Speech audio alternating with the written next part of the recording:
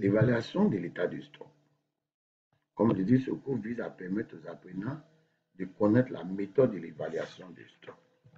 Alors, le but de la gestion des stocks est de maintenir et d'emmagasiner la bonne quantité de produits pour pouvoir répondre à la demande des produits consommateurs à tous les niveaux de la chaîne de distribution. On évalue l'état de stock pour pouvoir déterminer le temps que vont durer les réserves. Évaluer un stock, c'est une activité qui consiste à déterminer le temps que va durer le stock disponible et utilisable, SDU, en fonction de la consommation moyenne mensuelle, SDU. Dans le cadre de ce cours, c'est déterminer le nombre de mois de stock disponible et utilisable. Ainsi donc, le stock, c'est l'ensemble de biens, de marchandises, de choses possédées ou gardées en réserve, dans l'attente d'une utilisation ultérieure ou au fur et à mesure à la demande des utilisateurs. Un stock, c'est comme on le dit, un ensemble de biens. On peut avoir un stock de marchandises, un stock de médicaments, ceci étant. Déterminer le mois du stock disponible revient à évaluer l'état du stock. Et pour évaluer l'état du stock, il faut le stock disponible et utilisable. Il faut ça. Et faire l'inventaire physique en unité du stock dont dispose le centre, puis soustraire le stock non utilisable, PME ou avarié ou bien coulage. La consommation moyenne est obtenue à partir des données des 3 derniers mois typiques. Et la formule se stipule comme suit. La CMM égale la consommation des 3 derniers mois typiques sur 3. Effectivement, il y a des structures où on divise par 6 ou par 3. Mais comme je l'ai dit, c'est un cours, c'est le concours. Il faut s'adapter à ce qu'on fait. J'ai dit de diviser par 3. Et j'ai dit bien les 3 derniers mois typiques. Les mois typiques, c'est des mois où la consommation elle est normale. Donc, quand tu as une consommation sur 6 mois, on vous dit de calculer un CMM. Il faut être en mesure de sortir les mois atypiques où c'est une consommation anormale due soit à une épidémie ou bien à une rupture de la PSC, c'est des mois atypiques. Donc, je tiens à ça, la formule. Et la CMM se calcule par excès. C'est-à-dire que le résultat de la CMM doit toujours s'obtenir par excès. Le mois de stock disponible utilisable, c'est la MSD. Le stock disponible utilisable sur la CMM. On nous a appris à calculer la CMM. Et le stock disponible utilisable doit toujours s'obtenir après inventaire physique. Donc, pour calculer la MSD, il faut prendre le stock disponible utilisable après inventaire sur la CMM. Et le résultat doit être par défaut. La CMM, la MSD se calcule par défaut.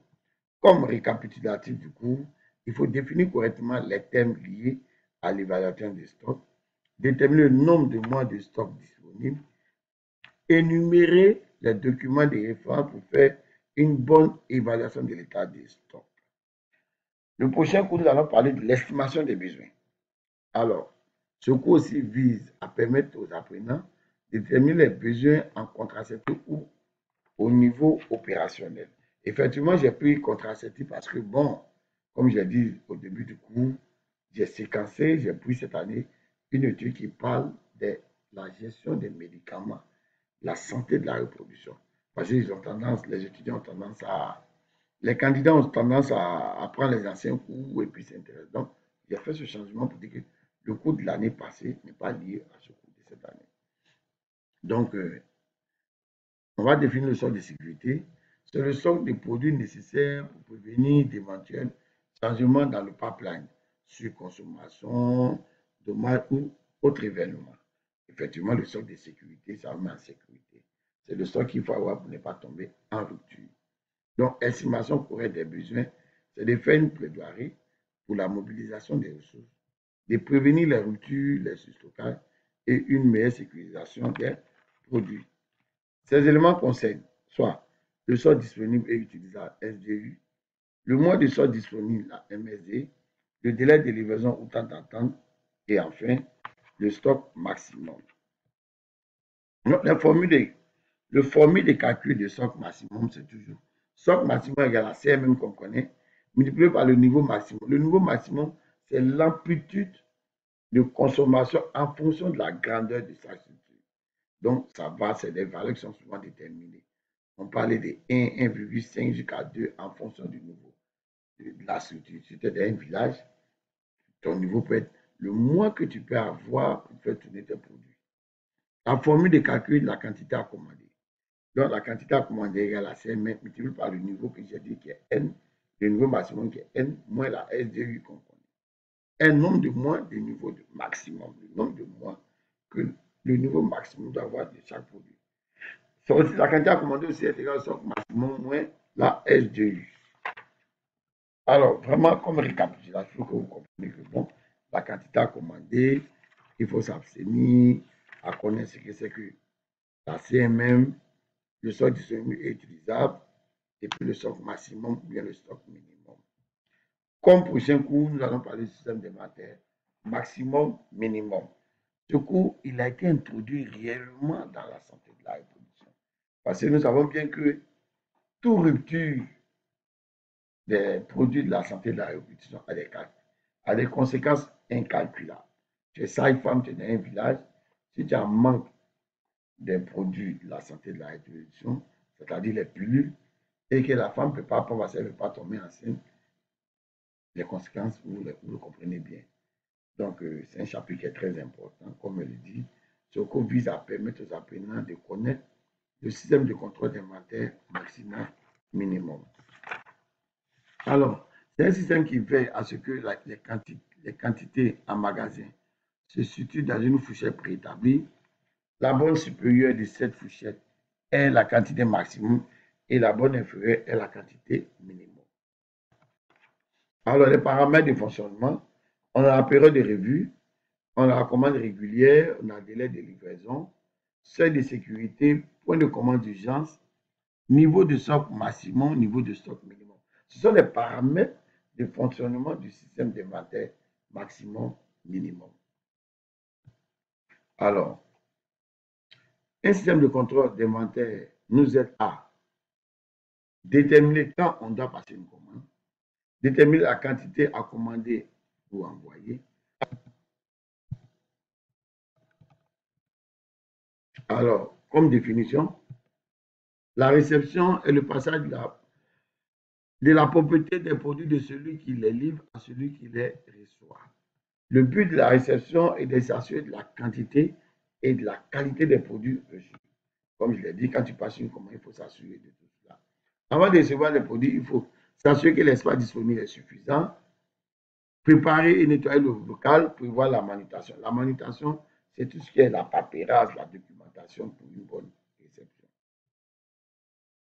La réception, proprement dit, s'assurer du respect des conditions particulières requises pour l'emballage et le transport des produits, s'assurer sur la base des documents de livraison des conditions particulières requises pour le stockage des produits, vérifier l'intégrité du produit, des colis, déballer les colis, les vider de leur contenu, bien vérifier les dates de péremption, les numéros de lot et tout autre défaut de qualité des produits et intégrer au fur et à mesure du déballage.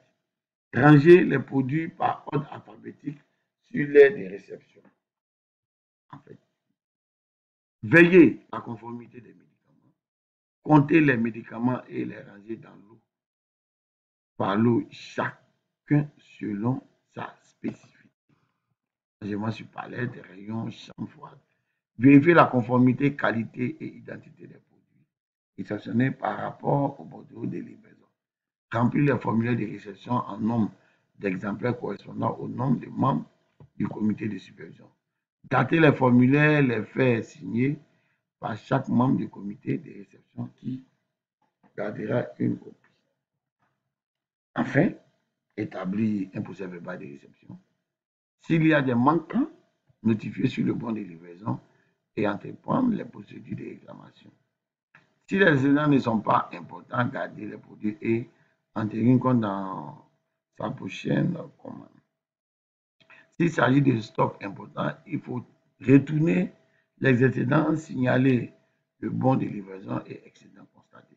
S'il y a des défauts de qualité, mettre en quarantaine et entreprendre des procédures de réclamation. Alors, Le stockage.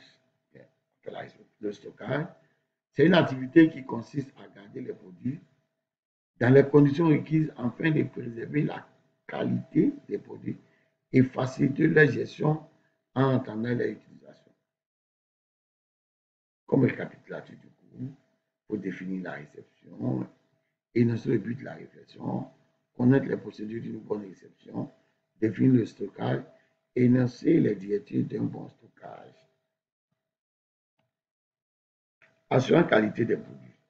Ce cours vise à permettre aux apprenants de garantir que les médicaments consommés par les patients sont sûrs et efficaces et répondent tous aux normes de qualité.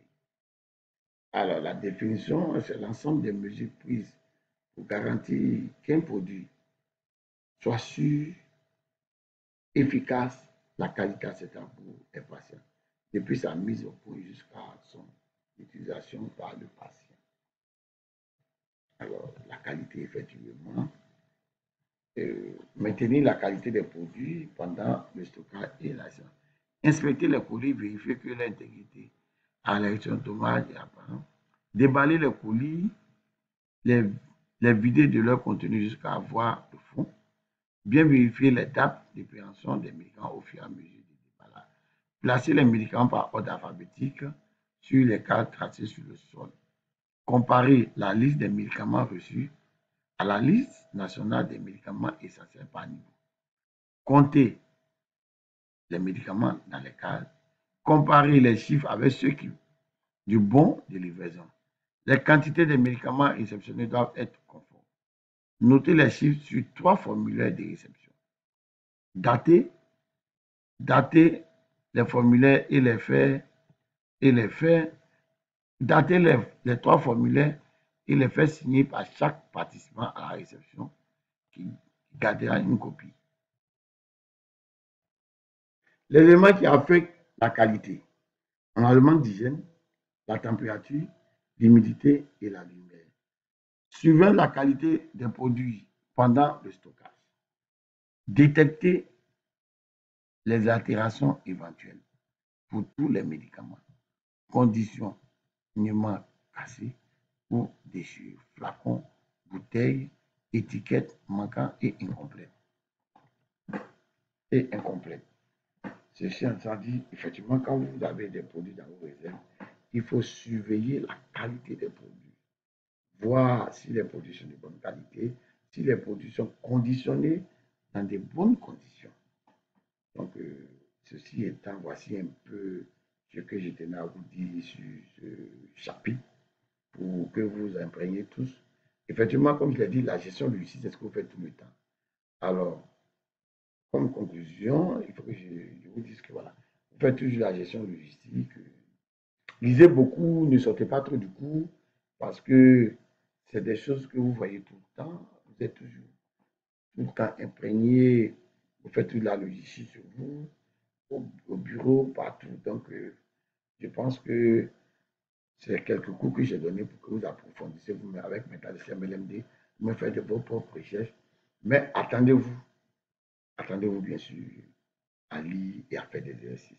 Comme je dis, il faut à partir de maintenant, vous devez savoir calculer une CMM, savoir calculer une MSD, le stock de sécurité, le stock d'alerte. C'est des choses depuis l'école des bases, on a vu. Donc, vous devez actualiser toutes vos connaissances parce que c'est vrai, le concours tel qu'il est intitulé, vous serez confronté à des calculs. Attendez-vous plus aux calculs parce qu'on ne va pas vous demander qu'est-ce qu'un stock de sécurité. Non, c'est un concours professionnel.